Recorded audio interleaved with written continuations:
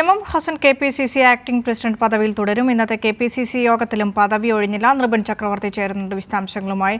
നിർബൻ, ഇന്ന് താൽക്കാലിക പദവി ഒഴിയുമെന്നായിരുന്നു ധാരണ. ഈ ധാരണയിൽ ഒരു മാറ്റം വരാനുണ്ടായ കാരണം എന്താണ്?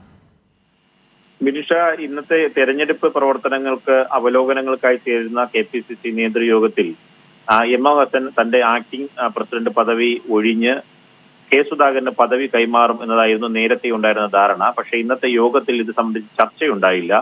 ഹൈക്കമാൻഡ് കെ സുധാകരന് പദവി കൈമാറുന്നത് സംബന്ധിച്ച് പ്രത്യേക നിർദ്ദേശമൊന്നും ഇന്നത്തെ യോഗത്തിൽ മുന്നോട്ട് വച്ചില്ല എന്നതാണ് ലഭിക്കുന്ന വിവരം. അതായത് ഹസൻ തന്നെ ഇനി തെരഞ്ഞെടുപ്പ് ഫലം വരുന്നത് വരെ തുടരും.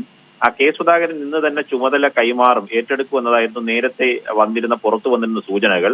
പക്ഷെ സുധാകരൻ അനുകൂലികൾ ആരും തെരഞ്ഞെടുപ്പ് അവലോകന യോഗത്തിൽ ഇത്തരൊരു നിർദ്ദേശം മുന്നോട്ട് വയ്ക്കാനോ ഹൈക്കമാൻഡ് സുധാകരന് അടിയന്തരമായി പദവി കൈമാറണമെന്ന നിർദ്ദേശം യോഗത്തിൽ വയ്ക്കുകയും ചെയ്തില്ല.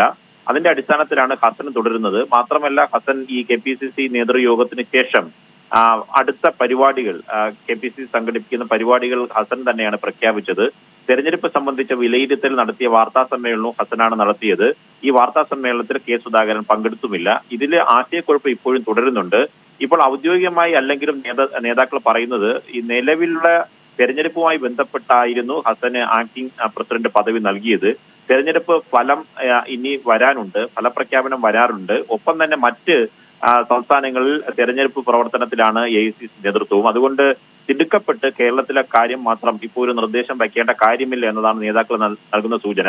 ഇക്കാര്യത്തിൽ ഒരു കാര്യം ഉറപ്പാണ്, മുതിർന്ന നേതാക്കൾക്കൊക്കെ തന്നെ ഒരു ആശയക്കുഴപ്പമുണ്ട്. അതായത് മത്സരിക്കുന്നതിന് വേണ്ടിയാണ്, കണ്ണൂരിൽ പാർലമെന്റ് തെരഞ്ഞെടുപ്പിൽ വീണ്ടും മത്സരിക്കുന്നതിന് വേണ്ടിയാണ് കെ സുധാകരൻ ആക്ടിംഗ് പ്രസിഡന്റ് പദവിയിലേക്ക് ഹസന് ചുമതല നൽകിയത്. ഇപ്പോൾ തെരഞ്ഞെടുപ്പ് ഫലം വന്ന ശേഷം തത്വത്തിൽ വലിയ തരത്തിലുള്ള തിരിച്ചടിയൊക്കെ ഉണ്ടാവുകയാണെങ്കിൽ സ്വാഭാവികമായും ഈ നേതൃത്വത്തിൽ വലിയ മാറ്റത്തിനും അഴിച്ചുപണിക്കും പുനഃസംഘടനയ്ക്കൊക്കെ AICC നേതൃത്വം തയ്യാറാകാൻ സാധ്യതയുണ്ട്. അതുകൊണ്ട് തൽക്കാലം ഹസൻ തന്നെ തുടരട്ടെ എന്നതാണ് മുതിർന്ന നേതാക്കൾക്കുള്ള ഒരു മനോഭാവം. ഇതിന്റെ കൂടി അടിസ്ഥാനത്തിലാണ് ഹസൻ ഈ പദവിയിൽ തുടരുന്നത്. പക്ഷേ ഇന്നത്തെ യോഗത്തിൽ ചർച്ചയാവുകയോ വലിയ തർക്കങ്ങളിലേക്കോ പോയില്ല. ഹസൻ ഇതിന് ശേഷം വാർത്താ സമ്മേളനം വിളിച്ച് KPCC ആക്ടിംഗ് പ്രസിഡന്റ് എന്ന പദവിയിൽ ആ സ്ഥാനം നിലനിർത്തിക്കൊണ്ട് തന്നെ വാർത്താ സമ്മേളനത്തിൽ കോൺഗ്രസിന്റെ പരിപാടികൾ പ്രഖ്യാപിക്കുകയും ചെയ്തു. ഫിനിഷ്.